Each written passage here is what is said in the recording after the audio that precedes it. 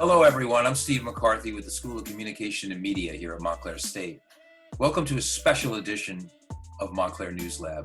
This past semester has been a very trying one for our students, but I got to tell you, they really rallied to this. We've been producing a special edition of Montclair News Lab the last couple of weeks, and they've been doing it from their homes, with their iPhones, with their brothers and mothers and sisters helping. And I got to tell you, it's spectacular to watch, and it's really, really great stuff. So tonight we're going to look at some of the stories that we did, not all of them, but some of them.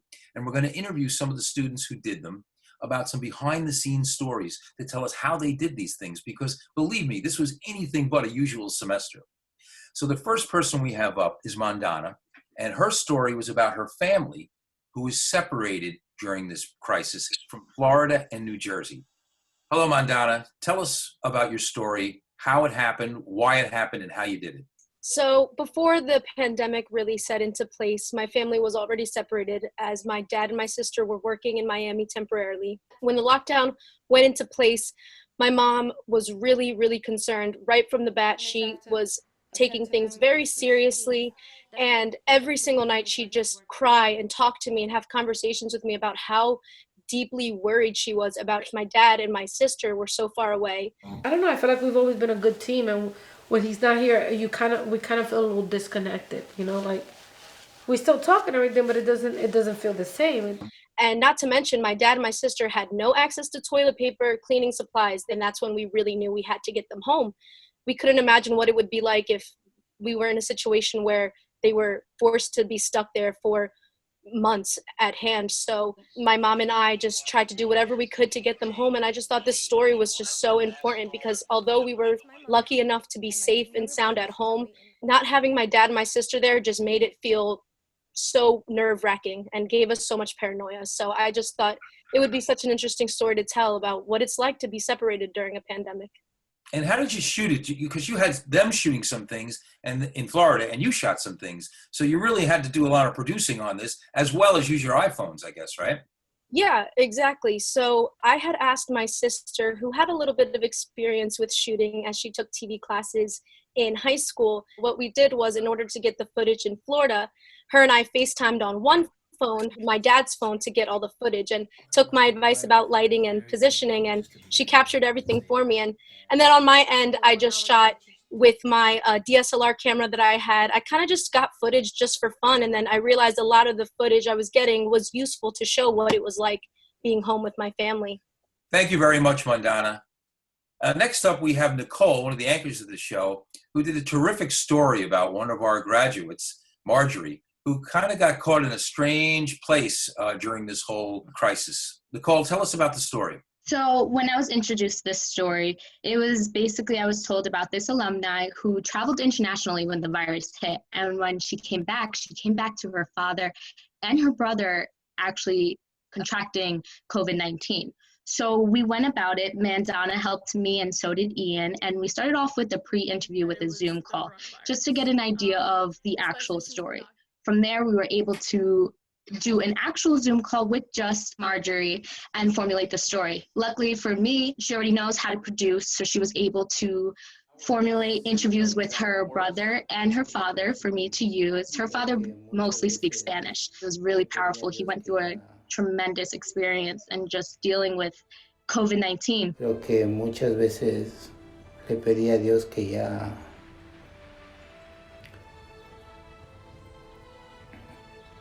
me llevara porque me sentía mal. And we wanted to tell the story in the best way possible, especially fitting to Marjorie's story, making sure that it was very factual to her experience. Yeah, it was an emotional story. Her father got very sick, and that was a really nice point to that piece. I'm going to bring Ian here. Ian, this was one of the first stories you've ever done. It was a great experience as well. I originally wanted to tag along with Mandana and Nicole, and they really welcomed me in with open arms. I was expecting really to just watch and learn, but really it was, they included me in the project, which I was very happy about. Oh, that's terrific. Nicole, tell me a little bit about your experience being an anchor here now, because I understand you had a dog, a construction project, a vacuum, things like that. How was that experience anchoring the program out of your place? Honestly, it quite hectic. It's definitely experience. Starting off in the studio, I was lucky enough that we were still able to do this show. That was one of the things I was so concerned about. I was like, okay, now we're home. Are we gonna still put on the show? So once I knew we were able to do it, I was like, okay, now I gotta figure out how to work.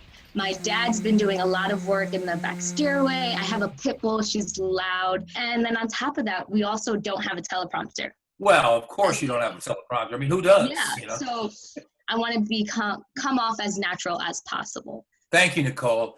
Next up, we have Katie, who has a really great story about a good friend of hers doing some spectacular work during this pandemic. Katie?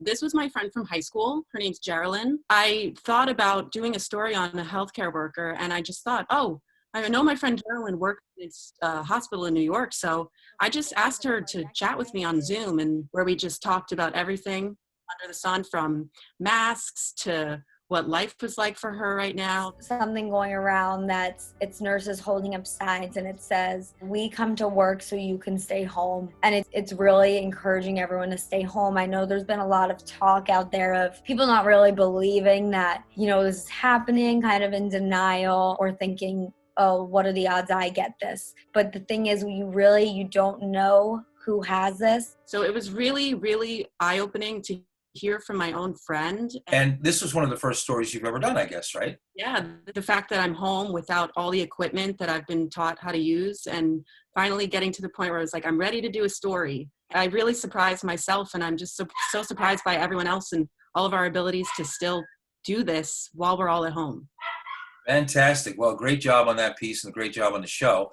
Next up, we have Leal, who did a regular segment on the show called Predictions. And Leal, as many of you know, is from Syria. And a lot of, she really used her international connections to broaden out the predictions to get people all over the world doing these things. Leal, how difficult was this to reach these people, or are you in touch with these people regular anyway? Tell us about how you produced this. I do have so many friends and family in different countries right now. So I reached out to some of them. Some of them also reached out to their friends, and I created a guideline for them to follow exactly what I want. And I included the question that I needed them to answer. Major change that will happen post the coronavirus epidemic is that people will experience a newfound love and appreciation for socializing and for everyday activities that we might have been taken for granted in the past. I had to ask some of them also to redo their video because it wasn't exactly what I wanted. So that was challenging. And then also editing the segment was also challenging because I am not an expert in editing. So I had Elena on FaceTime helping me edit the segment, and it came out really good. Great. Well, congratulations and good work. Thank you. It was great. Next, we're going to go up to Steven Vasquez, who created an entire new product during this whole thing called News Lab Now. Steven, tell me where this idea came from. Tell me how you executed it, and tell me how hard work it was. I love news and I love news shows, but for me, they're too long. And a lot of people my age, we don't have the attention span to watch a 30-minute television show, let alone if we even have cable or anything like that. So I wanted a way that I can get my news in 1-2 minutes maybe, and everything I need to know to get through that day. So I decided to take that, bring it onto Instagram, completely changing the way we normally watch news. So instead of a horizontal view, it would be straight vertical, so it'd be a nice full screen. I'm Katrina Davis. More on that story, how one city is using drones to enforce social distancing. You can watch it with or without sound. This is something I've really wanted to do for a long time, and thanks to being stuck at home, I now have plenty of time to do it.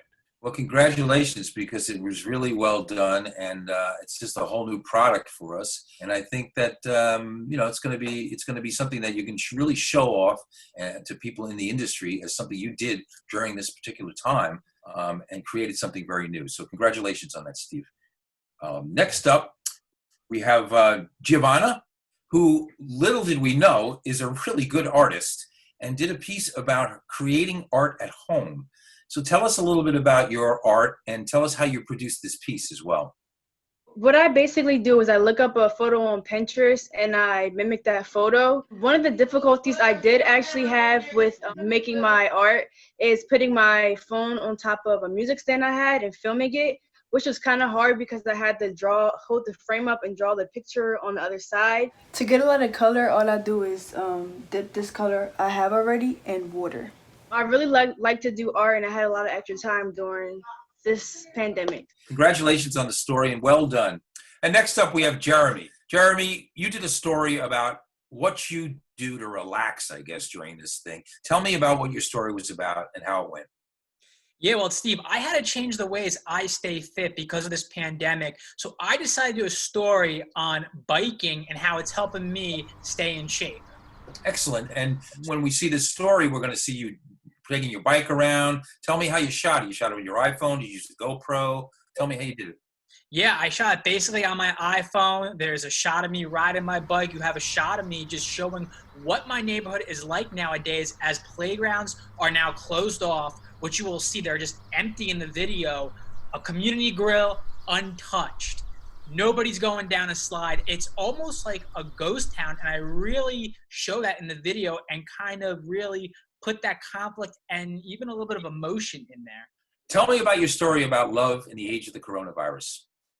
Well, Steve, it's a good thing I'm single because I don't know how this would really impact me not being able to see my significant other. I interviewed my friend Stephanie, who's been dating her boyfriend for 2 years. They went away for spring break and they came back and they had to quarantine because of these rapidly increasing COVID-19 cases.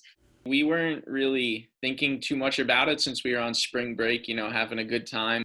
The couple had very little cell phone service and weren't able to stay updated with all the latest news surrounding the virus. We didn't really know the full effect of what it was until we got home. And she just couldn't deal with being in New Jersey anymore, with all the cases increasing, the governor really putting an emphasis on social distancing. So she took a flight out to Colorado to spend time with her brother and just relax.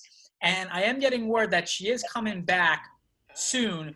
So at the end of the video, we will make an announcement that she has made it back to New Jersey safely. And are they still going out with each other? They are still going out.